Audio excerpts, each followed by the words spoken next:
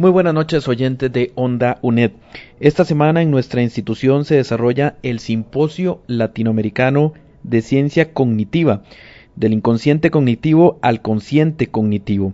Y por eso en nuestro país se encuentra el profesor Mario Bestrif, de la hermana República de Argentina, que pues ha impartido varias lecciones interesantísimas, pero una en particular que ha llamado mucho la atención, que es sobre la cual quisiéramos esta noche pues desarrollar en el programa Onda UNED. Pero primeramente, doctor, bienvenido a Onda UNED, y cómo pudiéramos pues describir la importancia de los contenidos desarrollados durante esta semana aquí en nuestra institución. Bueno, en primer lugar quisiera decir lo siguiente. Nosotros fundamos lo que se llama la Red Latinoamericana Investigativa en Ciencias Cognitivas, con representantes de Perú, Guatemala, Costa Rica y Argentina. Y pensamos ampliarla, que eso es lo más importante de todo. Es decir, incluir más gente o más investigadores, más docentes del mismo país, y fundamentalmente incorporar a otros países, desde México hasta la Argentina y Chile. Geográficamente hablando, ¿no? Hoy el conocimiento es algo compartido en el planeta, ¿no? Por eso. Y más aún que sea un elemento más de la integración latinoamericana, que ese es el secreto. Es el secreto. Bueno, en cuanto a los contenidos, los contenidos son específicamente relacionados con las ciencias cognitivas. Si a mí en particular me tocó hablar de, primero integrar una mesa donde hablé de lo que era la educación en la era neurodigital, que es un tema muy interesante, tiene sus pros y sus contras. Es decir, por eso hay que ser muy cuidadoso en lo que es la educación, desde la educación, vamos a llamarle primaria, secundaria, universitaria y de posgrado. Eso es importante. En segundo lugar, los temas que me han tocado o que he ofrecido fueron el del lenguaje no verbal, de la verdad al carisma y el carisma a la mentira y el olvido, y a la mentira y el engaño. Es un tema que hoy en día es de mucha importancia, prácticamente para cualquier individuo, sea profesional o no sea profesional, que esto es lo importante. Por ejemplo, el docente, y fundamentalmente casi de todos los niveles, debe usar el lenguaje no verbal. ¿Y por qué? Porque nosotros con las palabras decimos nada más que el 7% de la información, y el 93% que queda es transmisión a través de los gestos, del tono de voz, de los silencios. Por eso es tan importante. Cuando uno busca personal, una empresa, se usa esta metodología. Es decir, prácticamente se puede usar en muchísimas cosas. Y hoy en día también se usa para detectar mentiras. No quiere decir que un rasgo solo hace que uno piense que esta persona está diciendo una mentira. ¿Sí? Es un conjunto de rasgos y dentro de un contexto, que es lo importante. El problema de la mentira no es el problema, porque todos mentimos. Es decir, yo miento, todos mentimos, pero son mentiras de ocultamiento, mentiras piadosas, como uno le puede decir. El gran problema es cuando usamos la mentira para engañar y perjudicar al prójimo. Y este es el gran drama. Con dolo, pues ya. Claro. Siempre es porque uno busca tener un rédito económico, de poder, de lo que usted quiera. Los otros temas también fueron interesantes. El de lo que se llama consciente cognitivo y inconsciente cognitivo. ¿Por qué? Porque acá hay una gran disyuntiva entre lo que dice la neurociencia y lo que dice la psicología. Yo creo que no es lo que dice la neurociencia lo que dice la psicología. Es lo que dicen la neurociencia y la psicología. Es decir, una se nutre o sirve para nutrir a la otra. Por eso yo siempre digo, no es neurociencia o ciencias cognitivas, si ustedes quieren, y psicología o psicoanálisis. No, es y. Son complementarias. que esto es el otro detalle interesante.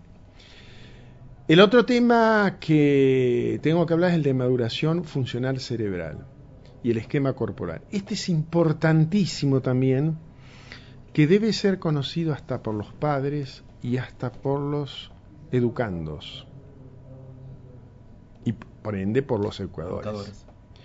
¿Por qué?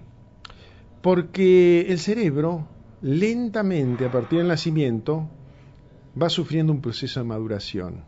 Ese proceso de maduración, sí, es en tamaño, aumenta la cantidad de masa cerebral, de cantidad de células, pero lo que necesita es madurar. Y un pequeño detalle es ubicarnos nosotros cómo es nuestro cuerpo y qué relación tiene nuestro cuerpo con el medio y el entorno. Quien alguna vez, no tanto ahora, no se respetaba la simetría cerebral, es decir, el que era diestro, diestro y el que era zurdo, zurdo, a los zurdos se los obligaba a escribir con la mano derecha. Eran los famosos zurdos contrariados. Hoy tienen graves problemas de orientación. Por ejemplo, pueden terminar en dislexia. Durante el manejo de un carro, no sé cómo le dicen ustedes, si carro, auto, tienen dificultad en un momento cuando tienen que girar cuál es la derecha y la izquierda. Es lo que llama la lateralidad. Exactamente.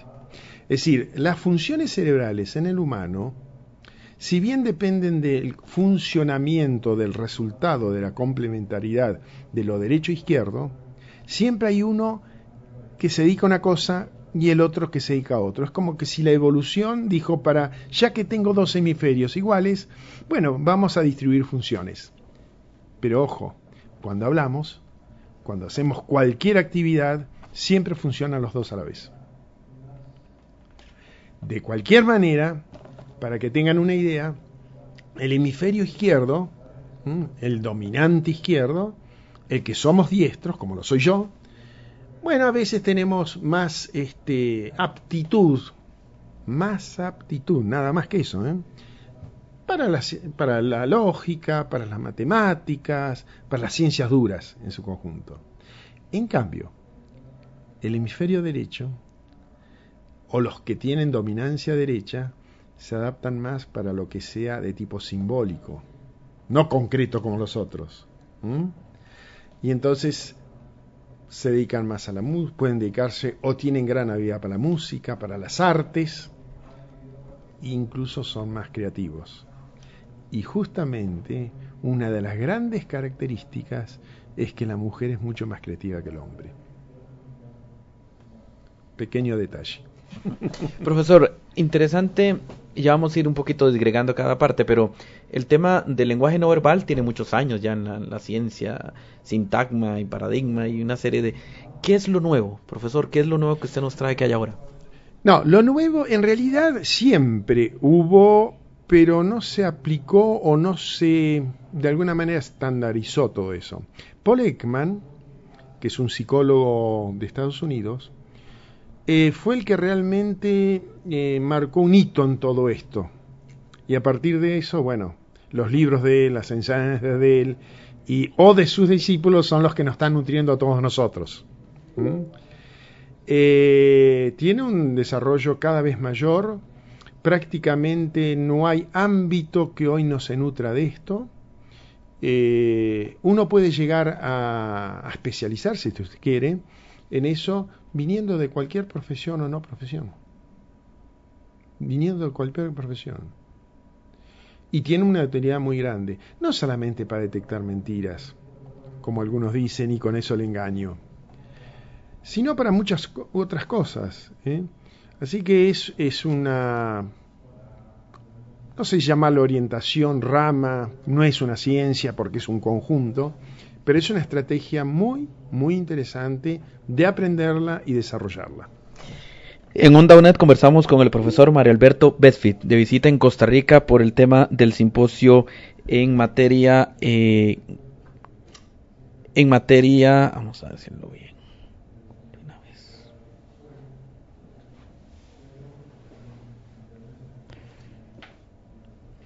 En materia del simposio latinoamericano en ciencia cognitiva. Profesor, usted porque es un versado en esta materia, pero debe haber gente que sin mucho estudio puede captar ciertos rasgos, ciertas cosas que observa para justamente detectar cuando eventualmente le están mintiendo. ¿Qué aspectos, por ejemplo, son interesantes de observar? No, hay una cuestión que es la siguiente.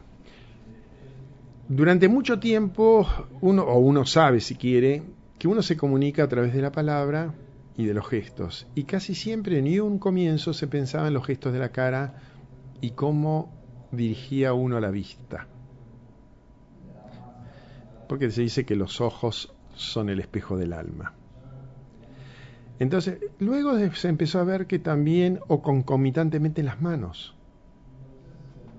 Hoy en día también es la postura. E incluso cómo se camina. Cómo se desplaza uno. Entonces ahí puede uno ver, y esto se ve mucho en selección de personal. Por ejemplo, un pequeño detalle. Cuando uno va a ser entrevistado para un puesto de trabajo, muchas veces le dicen, bueno, tiene que estar a tal hora. Usted llega y le dicen, mire, el entrevistador está ocupado. No está ocupado. Muchas veces ni está ocupado. Lo dejan 10 minutos. Lo están filmando. ¿Y qué pasa en eso? Ven muchas cosas en la filmación. Cómo se comporta, cómo se sienta, cómo cruza las piernas o no las cruza, qué hace con las manos, qué hace con el reloj si lo mira cada rato o el celular. Entonces lo ideal, ¿cuál es? Quedarse tranquilito, una posición bastante recta, las manos no entrelazadas sino abiertas. Si tiene un libro, ponerse a leerlo y esperar que lo llamen. Es decir, que hay una cantidad de cosas que se van viendo y no es una sola, son muchísimas. Ahora, en cuanto a la detección de mentiras, hay detalles muy burdos, muy groseros, como tocarse la nariz, cómo mover un hombro y no los dos, las asimetrías de la boca. Paul Ekman describió las famosas sonrisas, donde hay una que es la sincera. Es una sonrisa que no muestre los dientes, no es una sonrisa sincera, por ejemplo. ¿Se da cuenta? De tal manera que hay una cantidad, pero hay otros detalles donde sí hay que especializarse para poder detectarlos, que son las microexpresiones. ¿Qué quiere decir? Son gestos tan pequeñitos y tan rápidos en su producción que el que no está habituado a verlos se le pasan. Entonces, esto es, vamos a decir, las cosas que uno tiene que ir viendo, es muchísimo. Y una de las formas, si uno quiere aprender todo esto, es ver videos y videos y videos de políticos y de actores. Es la mejor manera de aprender. Son los más versados ya en eso. Lo que pasa es que hay que cuidarse con los políticos. No porque sean malos, ojo, no estoy diciendo eso. Los políticos tienen asesores de imagen. Y entonces les enseñan cómo estar parados, cómo mover las manos, cómo reírse, cómo mirar. Es todo un... Y a pesar de eso, a veces se puede descubrir. Y hay un caso muy clásico que está en internet, en un video, es el caso de una entrevista que le hacen periodística a Clinton por el caso Lewinsky, donde él lógicamente o no contesta cosas porque dice ya las contesté, es otro detalle, o aquel que después de mucho tiempo, como puede ser investigando a un delincuente, a un posible delincuente, que explique con todos los detalles algo que pasó hace mucho tiempo. Nadie puede explicar eso. Nadie, lástima que lo digo, ¿no? Si no lo van a aprender. Pero nadie puede explicar porque existe algo que es el olvido. Y además los detalles van cambiando con el tiempo, porque uno va cambiando. Pero según el presunto, profesor, porque como usted mismo señala, si es un adulto mayor, ese sí recordará algo que pasó hace muchos años. Sí, pero no lo recuerda de la misma manera, va cambiando con el tiempo. Entonces uno no puede acordarse con detalles de lo que pasó en la situación de un hecho delictivo, homicidio, lo que sea.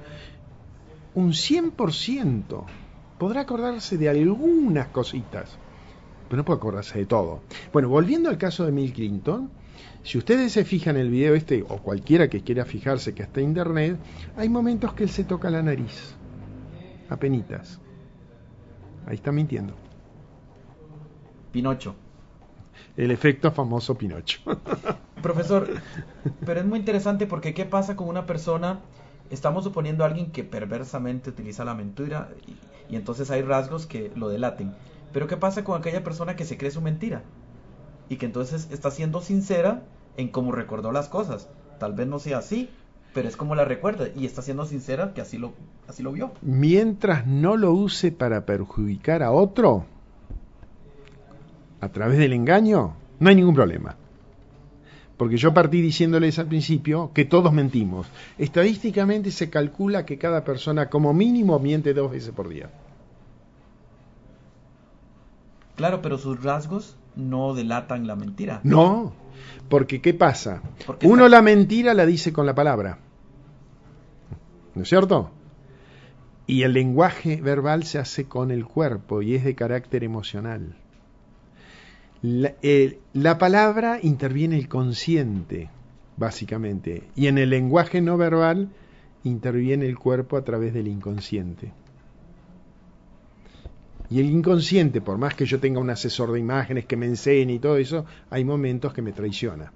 Por eso uno dice que con la palabra miente y con el cuerpo dice la verdad. ¿Se entiende? Ahora, profesor, ciertamente, recordándole a los oyentes de Onda UNED que conversamos un tema interesantísimo, cómo detectar las mentiras con los gestos de la cara de la persona, el profesor Mario Alberto Besfried. Profesor, ya está estandarizado entonces los rasgos que la persona tiene o muestra para establecerse que tiene tendencia hacia que eso que está diciendo es falso o es medianamente verdad, o cómo están esas tablas ya, por así decirlo, de construcción ya previo a aplicarle una prueba a una persona, por ejemplo. Bueno, acá yo quiero volver a repetir, un rasgo no es lo mismo que una mentira, aunque sea muy característico, es una sumatoria. No es que haya tablas, día a día vuelven apareciendo nuevas cosas. Y depende, lógicamente, de la situación, de la persona. Por eso algunos dicen que hay que cuidarse mucho con los rasgos, hay que conocer previamente cómo fue la persona en su lenguaje gestual y compararlo qué pasa después. Porque posiblemente muchas de esas cosas sean propias de la personalidad o de la forma de expresarse de ese individuo. Entonces hay que cuidarse mucho. Por eso, un solo rasgo no hace a la cosa. Es una sumatoria de rasgos y en un contexto. Siempre hay que tomar esto. Es lo mismo. Una persona porque tenga algo puede o no estar enfermo. Yo tengo que ver a la persona en su conjunto. Por eso nos sirve diagnosticar por teléfono. Me pasa tal cosa. No significa nada. Le pasa nada más. Pero por eso el trabajador que llama a su jefe le trata de mostrar por el teléfono la mayor enfermedad posible. Y por supuesto. Y ya que hablo de eso es muy interesante. Cuando uno habla por teléfono, se transmite por palabras. Sin embargo, si usted, o usted mismo se lo debe haber hecho, ¿cuántos gestos hace cuando habla por teléfono? Pero ¿cuántos gestos es capaz el otro de observar? Ninguno en ese caso. Supongo que en un futuro cuando aparezcan teléfonos con pantalla van a servir. Y que van a ser muy útiles para comunicarse. Porque la comunicación es tan o más importante la gestual que a través de la palabra. Por ejemplo, si yo digo siéntate aquí en forma irrespetuosa, quiere decir una cosa. Pero si yo en forma amable digo siéntate aquí, con otro tono de voz, usé las mismas palabras. Lo que cambié fue el tono de voz, que se llama paralingüística. Un silencio quiere decir mucho durante una conversación. Sí, todo eso hay que verlo. Ahora, profesor, interesantísimo. Hablemos de las utilidades de esto, porque usted habla de una prueba de trabajo, un reclutamiento y demás, pero en temas judiciales, por ejemplo, ha llegado... Sí. Bueno, esto tiene un desarrollo... Estados Unidos, el FBI, la CIA, los jueces... Otro detalle interesante. Pero como puntos de partida, no como definitivos en un juicio. Sí. Es un elemento más. Es un elemento más. Por ejemplo, nosotros tenemos casos ahora donde, por ejemplo, la madre de una supuesta homicida de una compañera y amiga que convivían, ella da con lujo de detalles lo que pasó habiendo pasado no sé cuántos días. Ahí está pasando algo. No puede acordarse lo que pasó, con lujo de detalles. ¿Y alguien súper brillante o con una super memoria? No, los lujos de detalle no, porque la tendencia del cerebro a olvidar cosas, no recordar. Y además, como habíamos dicho hace un ratito, con el tiempo vamos cambiando nuestra memoria o nuestros recuerdos. Es decir, lo que yo digo hoy, o lo que me pasó hoy, seguro lo voy a contar de distinta manera dentro de 5 días y distinto dentro de un año, porque hay un problema de que el cerebro se va adaptando funcionalmente y además está el olvido, se agregan nuevos detalles y entonces por eso hay que cuidarse mucho. Pero otro detalle interesante, lo usan por ejemplo para darle mucho más realidad a la cosa en dibujos animados. Y el gran problema de la informática es que transmite lenguaje verbal y no verbal. Y hay gente en este momento que está estudiando cómo insertar lo emocional a la transmisión, ya sea de mails o de trabajos o de lo que fuere, a través de lo que es Internet y todo esto. A lo que llamaban antes medios calientes y medios fríos. Exactamente. Bueno, en mi país, ya por ejemplo en situaciones de mediación que se hacen, ¿no es cierto?, en cuestiones que no van a la justicia, los abogados que intervienen están haciendo cursos de lenguaje no verbal. Es decir, que se está aplicando mucho, cada vez mucho más. Profesor, hace un momento interesantísimo usted hablaba del tema del caso de los políticos, pero también las audiencias, los respectivos ciudadanos van conociendo a sus políticos. Sí. Y es cuando dicen, ya este habla como político, o este me parece falso, porque precisamente ya también, además del experto que aprende a cómo decir algo para mentir, también el ciudadano aprende a cómo descubrir cuando algo ya se lo dice a alguien que lo quiere mentir también. Bueno, yo le voy a comentar tal vez un detalle que le va a ayudar, o para la gente que quiera verlo. Hay un video muy interesante también de Obama, donde muestra, es decir, cuando uno quiere mostrar una risa sincera, es la imagen de Obama. Aunque puede estar mintiendo. ¿Cómo es una risa sincera? Risa sincera significa las comisuras hacia afuera, un poquito hacia arriba, mostrando los dientes, los pómulos contraídos, la pata de gallo, el cierre de los ojos y la ceja para abajo. Eso es una risa sincera. Hay distintos tipos de sonrisas. Ahora, ¿qué pasa? Hay un video muy interesante que lo pasan a él, recibiendo distinta gente, muy rápido se pasa, y la imagen de él no es la misma, en distintas situaciones con distintas personas, pero va muy rápido el video.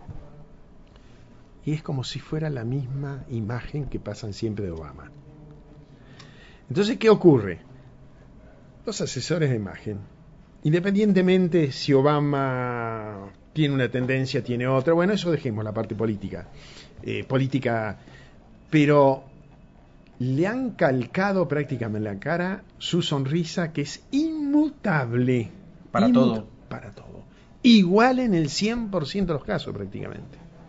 Es esa risa que le habrá llevado mucho tiempo aprenderla. Mucho tiempo aprenderla. Así que... Lógico pensar que ante diversidad de situaciones no se puede enfrentar igual. Con lo cual ya va... por eso le decía la lectura de eso. Por ejemplo, le voy a dar otro. Independientemente de la presidenta de nuestro país, Cristina Fernández de Kirchner, cuando le hacen la entrevista en Harvard, donde hay estudiantes que a lo mejor las preguntas estaban arregladas, es decir, ya estaban, bueno, no sé si arregladas o de alguna manera pactadas, vaya a saber por quién. Como ella prácticamente todas las preguntas le costaba mucho poder convencer lo que quería decir, cortaba con algo muy simple. Con algo muy simple, que es, terminaba de contestarle, cambiaba en la orientación de la vista. Cuando una persona no le mira a los ojos, tenga desconfianza. Justamente los dos signos de amabilidad que hay cuando uno saluda a una persona es mirarla a los ojos y tener una sonrisa. Si esto ocurre, siéntese tranquilo porque es un signo de amabilidad y va a ser tratado adecuadamente. Pero precisamente, profesor Bestfit, una política de tanto fuste como Cristina Fernández, al lado de su exmarido, además, o sea, tiene una carrera propia más la del propio, ¿no debería estar preparada para esas situaciones? No, yo creo que sí, pero hay una cuestión muy simple. El inconsciente nos traiciona. Porque por más que estemos preparados, hay momentos que el inconsciente nos traiciona. Y esto es lo que usan los servicios de seguridad. Porque así como el servicio de seguridad sabe de lenguaje no verbal y lectura, quien está investigado también lo sabe. Pero hay momentos, por eso el que pregunta tiene que ser muy, muy hábil. Hay momentos que le traiciona el inconsciente a la persona. Porque ahí es donde dice la verdad. No, miente. Pero ahí está diciendo que realmente le está molestando aquello. Sí, pero lo que lo traiciona es si no coincide con la verdad. En ese momento está mintiendo. Evidentemente la está pasando mal, ya no puede esconderlo más y reacciona. Y a pesar de que tenga asesor de imagen, que le digan mire de tal manera, ponga la cabeza así, sonría de tal manera que yo, hay momentos en que por estar pensando qué va a contestar, el inconsciente emerge y le hace mostrar lo que no hay que mostrar. Ahí está el secreto. Pero es donde precisamente demuestra su incapacidad, demuestra la falsedad de lo anterior. Sí, demuestra la falsedad, no la incapacidad, porque es muy difícil dominar el inconsciente. Consciente e inconsciente, no lo podemos dominar. Salvo que se esté a pesar de que estén los asesores de imágenes, que uno le enseñe y todo, pero por eso cambian, es decir, la situación, las preguntas, hay toda una serie de cosas que hay momentos en que el inconsciente habla, y al hablar inconsciente, entre comillas, que no es que habla, a través de su cuerpo, le está diciendo que no condice lo que está diciendo con las palabras. Profesor, no sé si quedó claro. Sí, y es que es interesantísimo por todo estos contenidos que usted está desarrollando, porque yo le formulara un instante la pregunta de qué pasa cuando la persona al primero que se miente es a sí mismo. Sí. Y se cree sus mentiras tanto que entonces ya cree que no está mintiendo, está diciendo su verdad. Eso ocurre. Pero como eso es parte para él, en última instancia no es un problema. No es un problema. Es decir, no aceptar una enfermedad, por ejemplo. Se está mintiendo. Puede traerle consecuencias. Eso es muy típico. La gente, con las enfermedades a eso, la gente quiere ignorar su enfermedad. Y el ignorar su enfermedad es retrasar un tratamiento, por ejemplo. Entonces ahí se está automintiendo. Muchas veces no pasa nada, pero muchas veces puede ser perjudicial. Pero no perjudica a otro. Eventualmente su familia.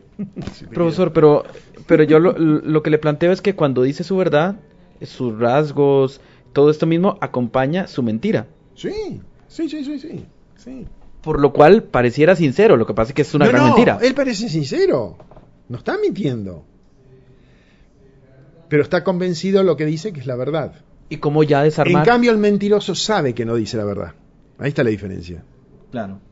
¿Se entiende? Sí, es el que perversamente ya sabe. Claro, porque lo está usando como un mecanismo para. Es totalmente distinto. ¿Y cómo desarmar al que toda su mentira es una completa mentira, tanto los rasgos como lo dicho? Sí. Sí, vivimos así. Uno podría decir que vive en una mentira constante. Lo que pasa hay otra cosa.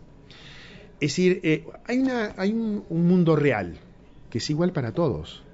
Sin embargo, mi interpretación del mundo, la suya o de cualquier otro, depende de nuestra formación, de nuestra educación, de nuestro origen, de nuestro, si usted quiere, de nuestra religión, si profesamos una religión.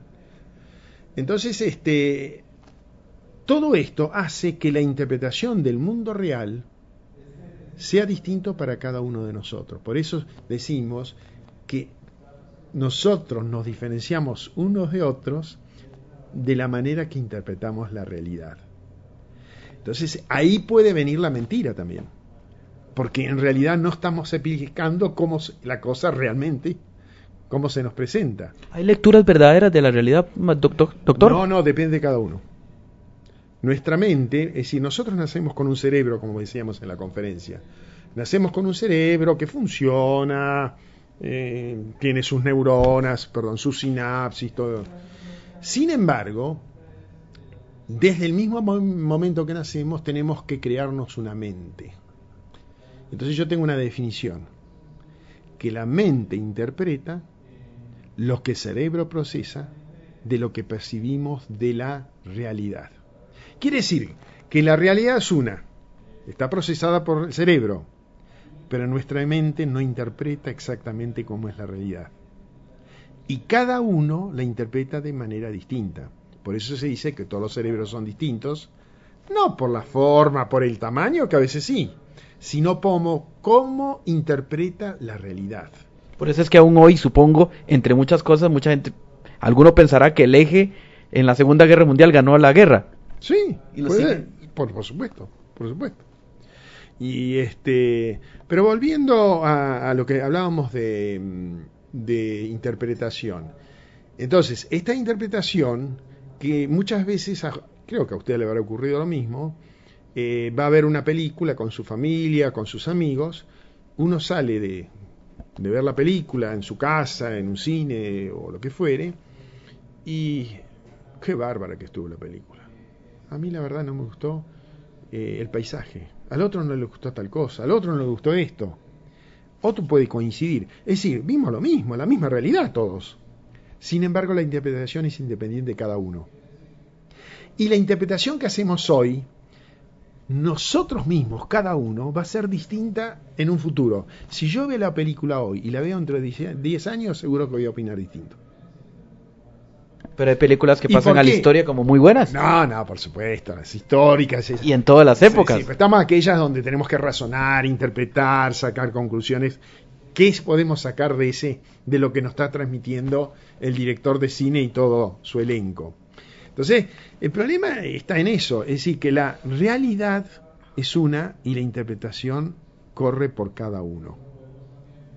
Y a partir de ahí me dice, ¿cómo? ¿Sos un mentiroso? ¿No te acordás que era de tal manera? No es un mentiroso. Así lo recuerda. Claro, así lo recuerda. Por eso hay que cuidarse bien qué es mentira, porque no es fácil a veces decir, lo que estás diciendo es una mentira. A lo mejor no es una mentira, es su interpretación. Doctor Bestfried. A veces cuesta entender todo eso, pero es así. Por eso es tan complejo entender todo esto y por eso es tan complejo a veces saber si una persona miente. Pero por eso es tan interesante.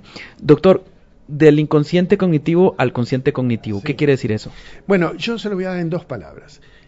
Uno, en general, cree que nosotros nos manejamos por el consciente. Diariamente, cotidianamente, todo lo que hacemos.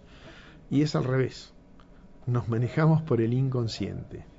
Si yo no tuviera un inconsciente o toda la información en mi inconsciente, yo no podría realizar lo que realizo todos los días. Usted, si está manejando un auto, ¿usted cree que lo maneja conscientemente? No, inconscientemente. Cuando está haciendo el cambio, si no es automático, ni piensa que lo va a hacer. Ni lo sentí cuando lo hice. Claro que no. Hasta me sorprende, ¿en qué momento estuve en cuarta o en tercera? Exacto. ¿Cuándo va a ser consciente cuando maneja? Cuando un coche frena de golpe delante suyo. Cuando aparece una luz roja. Cuando pasa un individuo. Ahí actúa la conciencia. Por eso se dice que de toda la actividad que realizamos nosotros, el consciente, o para el consciente, vamos a decir, es un mínimo la actividad. En cambio, el consciente es lo que nos ocupa. Prácticamente toda nuestra información está en el inconsciente. ¿Qué somos, como máquinas? No. No, porque el inconsciente, ¿sabe lo que pasa? Que el inconsciente tiene la gran capacidad de olvidar y de recordar. Es decir, nosotros, fundamentalmente, nuestra función básica es olvidar y no recordar. Y esa es la gran diferencia con la computadora. La computadora no tiene capacidad de olvido. Usted tiene que borrar. No sé si algún día lo van a hacer, algún programa. Pero el gran problema, como es un soporte técnico, si la computadora va a borrar, tiene que saber qué quiere que se borre. Porque si no, a lo mejor le está borrando información que es útil para usted. Esa es la gran diferencia. ¿Y de cuánto es el tamaño de mi memoria? ¿Cuánto puede almacenar sin meterle nueva que borre la anterior? Por ahora, infinita. No sé si va a ser si es infinita. Porque sabe que nosotros tenemos 10.000 millones, es decir, 100 millones de neuronas. Es un número interesante. Entonces, ¿qué pasa? 100.000 millones de neuronas, ojo. Y tenemos 1.000 billones de posibilidad de conexiones de neuronas. 10 a la 15.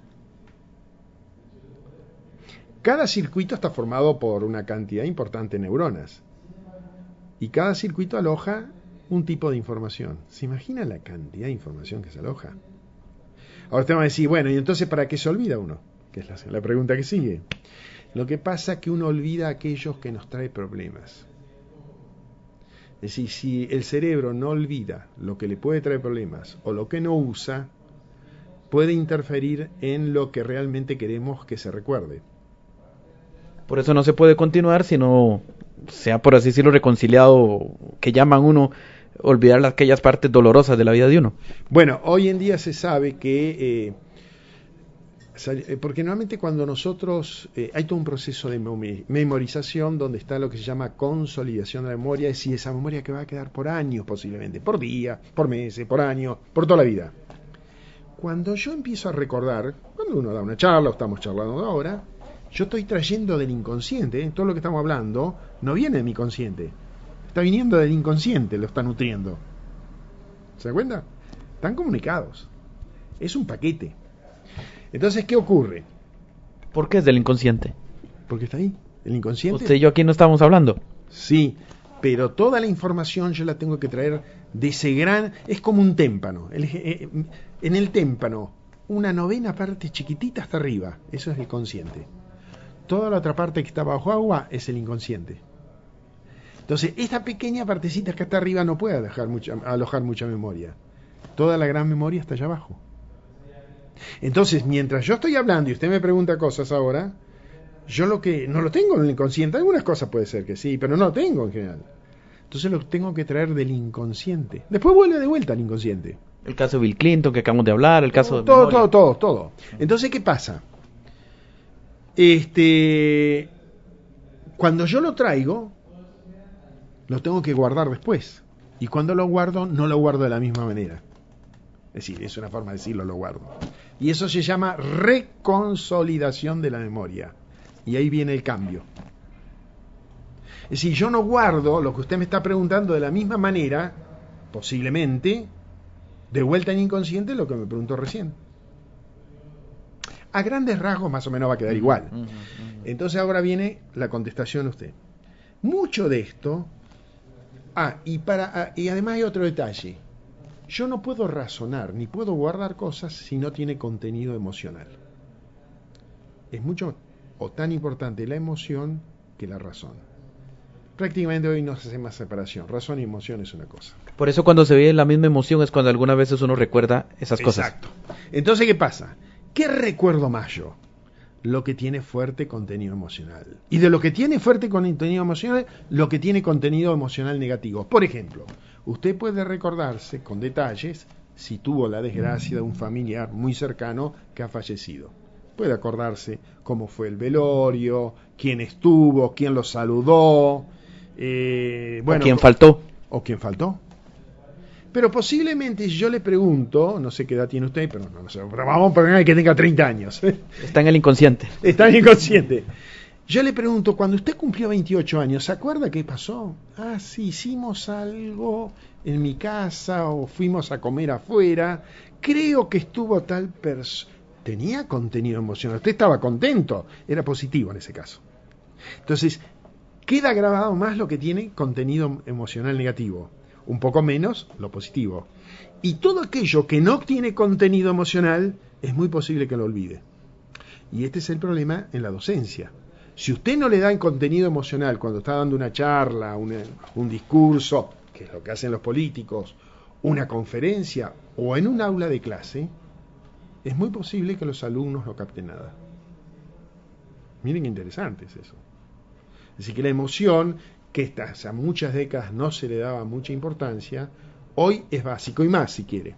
En los procesos de decisión, toma de decisiones, que es tan importante, sea en su casa, sea en un comercio, sea en una empresa, sea en el país, vale más lo emocional que lo racional.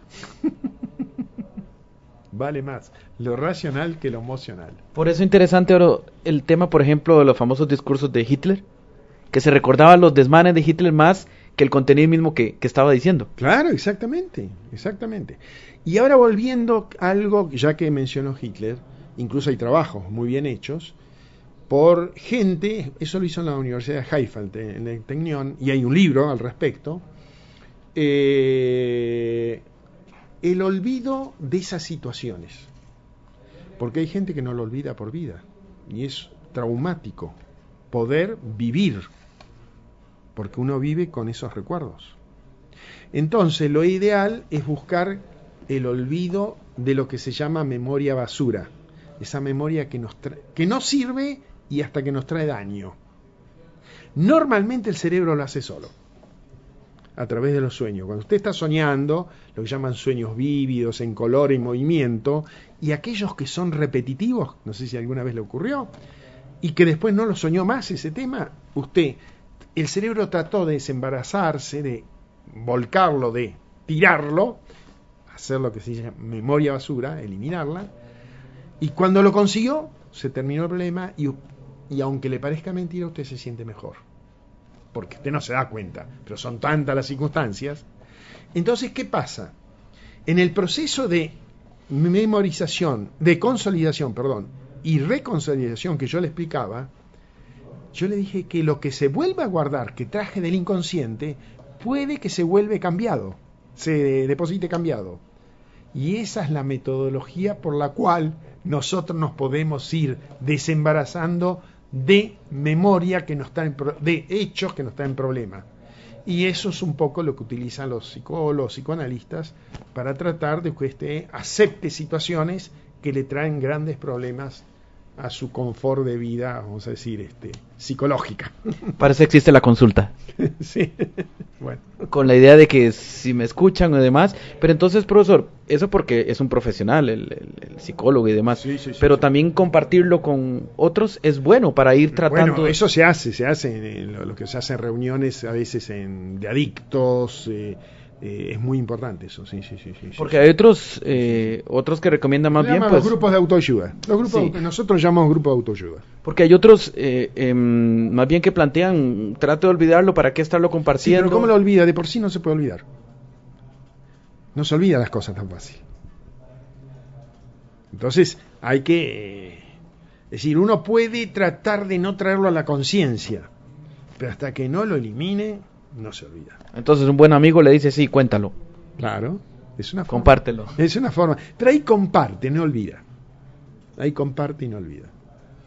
Profesor, muchísimas gracias, interesantísimo esto, no sé, otro aspecto cognitivo que usted crea relevante que debamos dejar esta noche. Yo diría una sola cosa que también lo digo en mi país y lo digo en los cursos que doy, generalmente para docentes. Lo importante de todo esto es que la gente, los padres, los docentes, los alumnos incluso, conozcan cómo funciona el cerebro. Si llegamos a conocer o llegan a conocer cómo funciona el cerebro, se puede generar estrategias y métodos para mejorar la enseñanza. Pero de paso, ¿cuánto conocemos hoy de cómo funciona el cerebro? ¿Un porcentaje? No, pero ya se conoce bastante. Falta muchísimo, pero por lo menos conocer parte de eso. Porque si no conocemos la importancia de la atención en la educación, la motivación, la memoria, las emociones, que no solamente se transmite información por las palabras, sino por el cuerpo, a través del lenguaje no verbal o gestual o inconsciente y secreto del cuerpo, los resultados no van a ser lo mismos que si los conocemos que si no los conocemos. Porque vamos a aplicar otras estrategias y por ende otras metodologías. Y en ese sentido hay países que le están dando mucha importancia, por ejemplo uno de ellos es Perú. Perú le están dando mucho, Chile le está dando, México le está dando mucha importancia. En el mío todavía, desgraciadamente, no se le está dando tanta importancia. Bueno, son países que han vuelto a confiar en sus líderes finalmente. Sí, la Bachelet, Alan García. Exactamente. En sus políticos. Pero yo no sé si viene por la parte política. Es decir, la parte política lo que nos tiene que ayudar a poder hacer eso, que esto se expanda, que se utilice. Es decir, que no se interfiera la aplicación de un proyecto a futuro de educación aplicando todas estas técnicas. Bueno, muchas gracias. Interesantísimo este tema al profesor doctor Mario Alberto Besfit, de visita en Costa Rica, la hermana República de Argentina, como parte del Simposio Latinoamericano en Ciencia Cognitiva, del inconsciente cognitivo al consciente cognitivo. Buenas noches, doctor, y buenas noches a los oyentes de Onda UNED. Bueno, le agradezco muchísimo, muchísimo, y espero que sirva para que cambiemos todos.